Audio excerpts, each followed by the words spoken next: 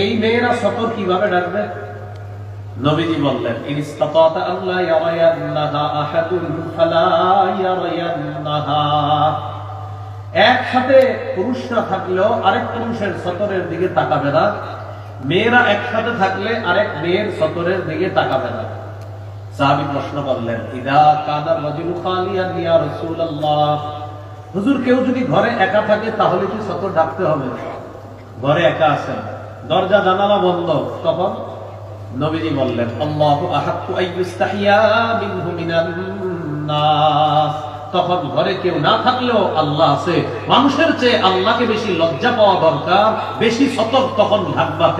কারণ তুমি আল্লাহকে মানুষের চেয়ে বেশি লজ্জা পাও। তাহলে একা একা ঘরে থাকলেও সতরের গুরুত্ব আরো বেশি দিতে হবে, কারণ আল্লাহ এখানে, অন্য কেউ নাই, আল্লাহ আছেন, তো আল্লাহকে বেশি লজ্জা পেতে হবে। এটা ওয়াজিব। 2 নাম্বার মুস্তাহাব।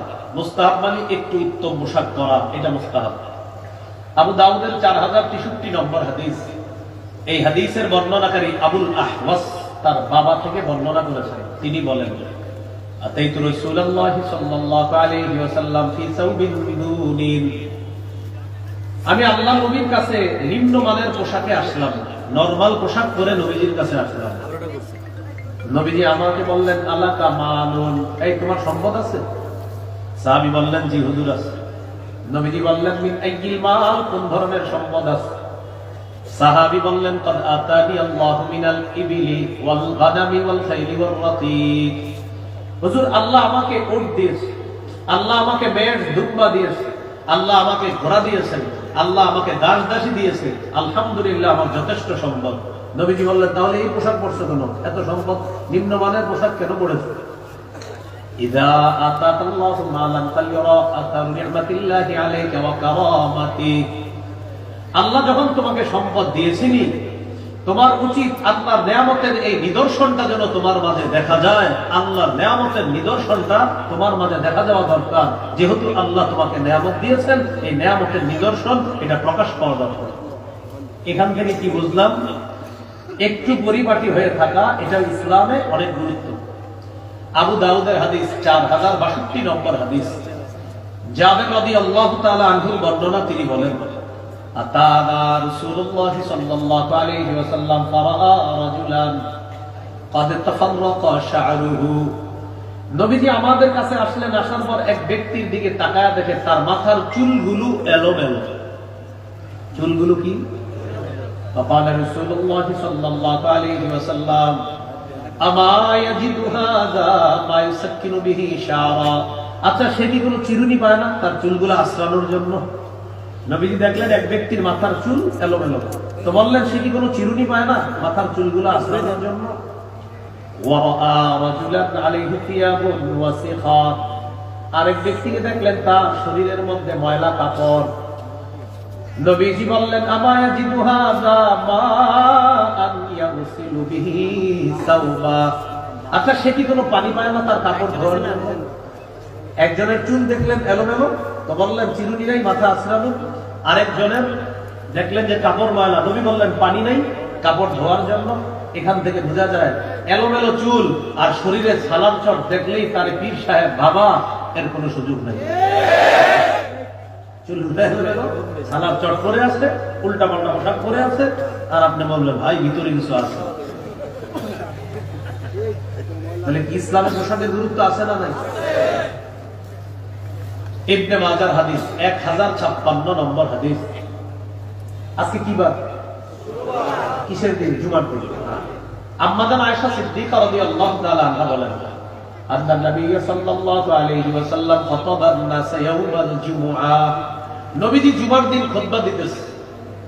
ফারাআ আলাইহিম সিয়াবান লিমা, তাকা দেখেন একদল মানুষের শরীরে কাজের পোশাক, মানে কাজ করছে যেই পোশাক পরে, ওই পোশাক পরে জুমার নামাজে চলে আসছে। فقال رسول الله صلى الله عليه وسلم ما على احدكم ان وجد ساعه ان يتخذ ثوبين سوى ثوبي مهنته।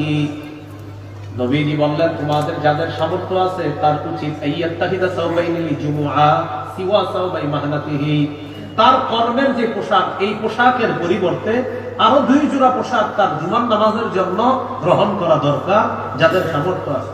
মানে কাজের পোশাক পরে জুমায় চলে আসছে, তো নবীজি দেখা বললেন জুমার নামাজে একটু অন্য পোশাক পরে আসা দরকার। এখান থেকে বোঝা যায় জুমার নামাজ, ঈদের নামাজে একটু উত্তম পোশাক পরে নামাজে যাওয়া। বুঝে আসছে তো সবার? তাহলে ইসলামের পোশাকের গুরুত্ব আছে না নাই? এইগুলো আপনার 2 নাম্বার আলোচনা পোশাকের ক্ষেত্রে। 3 নাম্বার হারাম পোশাক। মন দিয়ে শুনেন, 6 ধরনের পোশাক। পুরুষের জন্য রেশমের পোশাক হারাম। 2 নাম্বার পুরুষ নারীর পোশাক পরবে না। 3 নাম্বার নারী পুরুষের পোশাক পরবে না। 4 নাম্বার অহংকার প্রদর্শনের পোশাক পরবে না। 5 নাম্বার বিজাতীয় পোশাক পরবে না। 6 নাম্বার আটসাটো খাটো ছোট পাতলা পোশাক পরবে না। 1 নাম্বার রেশমের পোশাক হারাম। সহিহ মুসলিমের বর্ণনা 2069 নম্বর হাদিস। রাসূলুল্লাহ সাল্লাল্লাহু আলাইহি সাল্লাম বলেন, লা তালবাসুল হারিরা ফাইন্নাহু মান লাবিসাহু ফিদ দুনিয়া লাম ইয়ালবাসহু ফিল আখিরাহ। তোমরা রেশমের পোশাক পরবা না। যে ব্যক্তি দুনিয়াতে রেশমের পোশাক পরবে সে আখিরাতে রেশমের পোশাক পরতে পারবে না। হাদিস থেকে বোঝা যায় পুরুষের জন্য দুনিয়াতে রেশম হারাম, জান্নাতে পুরুষের জন্য রেশম হালাল। সুবহানাল্লাহ। সহিহ বুখারীর বর্ণনা 5837 নম্বর হাদিস। হুযায়ফা রাদিয়াল্লাহু তাআলা আনহু বর্ণনা, তিনি বলেন, নাহানান নবী সাল্লাল্লাহু আলাইহি ওয়াসাল্লাম আন নাশরাবা ফি আনিয়াতিদ যাহাবি ওয়াল ফিদ্দাতি ওয়া আন নাকুলা ফিহা ওয়া আন লুবসিল হারিরি ওয়াদ দীবাজ ওয়া আন নাজলিসা আলাইহি। হুযায়ফা রাদিয়াল্লাহু তাআলা আনহু বলেন, নবী আমাদেরকে স্বর্ণের পাত্রে পান করতে নিষেধ করছেন, খাইতে নিষেধ করছেন, রেশমের পোশাক পরতে নিষেধ করেছেন, পাতলা রেশম, মোটা রেশম, যেগুলো রেশম পরতে আমাদেরকে নিষেধ করেছেন। ওয়া আন নাজলিসা আলাইহি, রেশমের উপরে বসতেও নিষেধ করছেন। অনেকের বাড়িতে বেড়াইতে যান আপনারা, যেমন শুক্রবার দিন ঢাকা শহরের মানুষের বেড়ানোর এক হিরিক পড়ে। যার বাসায় যাবেন সোফাটা চেক করে বসবেন। সোফায় ছোট্ট একটা বালিশ থাকে, এই বালিশে অনেক সময় রেশমের সুতা থাকে, সেই রেশমের ওটা আপনি লাগাবেন না। আপনার স্ত্রীকে ওটা দিবেন, আপনার মেয়েকে ওটা দিবেন, আপনি রেশমের উপর বসবেন না। রেশমের কিছু যদি থাকে সোফার উপরে, একটা তোয়ালে চেয়ে দিয়ে ওই তোয়ালেটা বিছাবেন, এরপর তোয়ালের উপর বসবেন। পুরুষ যারা আছি আমরা রেশম পরবো না, রেশমের উপর বসবো না, স্বর্ণ পরিধানও করবো না, স্বর্ণের উপর বসবো না। মনে থাকবেন ইনশাআল্লাহ। নারীদের জন্য রেশম জায়েজ আছে। সহিহ মুসলিমের বর্ণনা 2071 নম্বর হাদিস। عن علي بن ابي طالب رضي الله تعالى عنه اهديت لرسول الله صلى الله عليه وسلم حلة سيراء।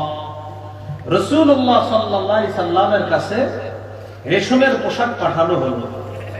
ফাবাআসা বিহা ইলাইয়া, আল্লাহর নবী রেশমের পোশাকটা আমার জন্য পাঠিয়ে দিয়েছে, হযরত আলীর জন্য। ফালাবিসতুহা, হযরত আলী বলেন আমি পোশাকটা পরলাম, নবীর সামনে গেলাম। ফাআরাফতুল গাদাবা ফি ওয়াজহিহি, নবীর চেহারা মুবারকে রাগের ছাপ দেখলাম, বুঝতে পারলাম রেশমের পোশাক পরাটা নবীজি পছন্দ করেন নাই। নবীজি আমাকে বললেন, ইন্নী লাম আবাত বিহা ইলাইকা লিতালবাসাহা ইন্নামা বাসতু বিহা ইলাইকা লিতুশাক্কিকাহা খুমরান বাইনান নিসা। আমি এটা তোমাকে পরিধান করার জন্য পাঠাই নাই, এটা তোমার কাছে পাঠিয়েছি এটা টুকরা টুকরা করে ওড়না বানিয়ে সেই ওড়না নারীদেরকে দিবা, তারা পরবে। এজন্য তোমার জন্য আমি রেশমের পোশাক পাঠিয়েছি, তুমি এটা পরছো কেন? এখান থেকে বুঝলাম নারীদের জন্য রেশমের পোশাক বৈধ আছে। তাহলে এই হলো 1 নাম্বার, পুরুষের জন্য রেশম হারাম। 2, পুরুষ নারীর পোশাক পরবে না। 3, নারী পুরুষের পোশাক পরবে না। লাআনা রাসূলুল্লাহ সাল্লাল্লাহু আলাইহি ওয়াসাল্লাম আর-রাজুলা ইয়ালবাসু লিবসাতাল মারআ ওয়াল মারআতা তালবাসু লিবসাতার রাজুল। নবী ওই পুরুষকে অভিশাপ দেয় যেই পুরুষ নারীর পোশাক পরে, আর ওই নারীকে অভিশাপ দেয় যেই নারী পুরুষের পোশাক পরে। লাআনা রাসূলুল্লাহ সাল্লাল্লাহু আলাইহি ওয়াসাল্লাম আল মুতাশাব্বিহিনা মিনার রিজালি বিন নিসা ওয়াল মুতাশাব্বিহাতি মিনান নিসাই বির রিজাল। যেই পুরুষ নারীর রূপ ধারণ করে আর যেই নারী পুরুষের রূপ ধারণ করে, এই জাতীয় নারী পুরুষকে আল্লাহ রাসূল অভিশাপ দিয়েছেন।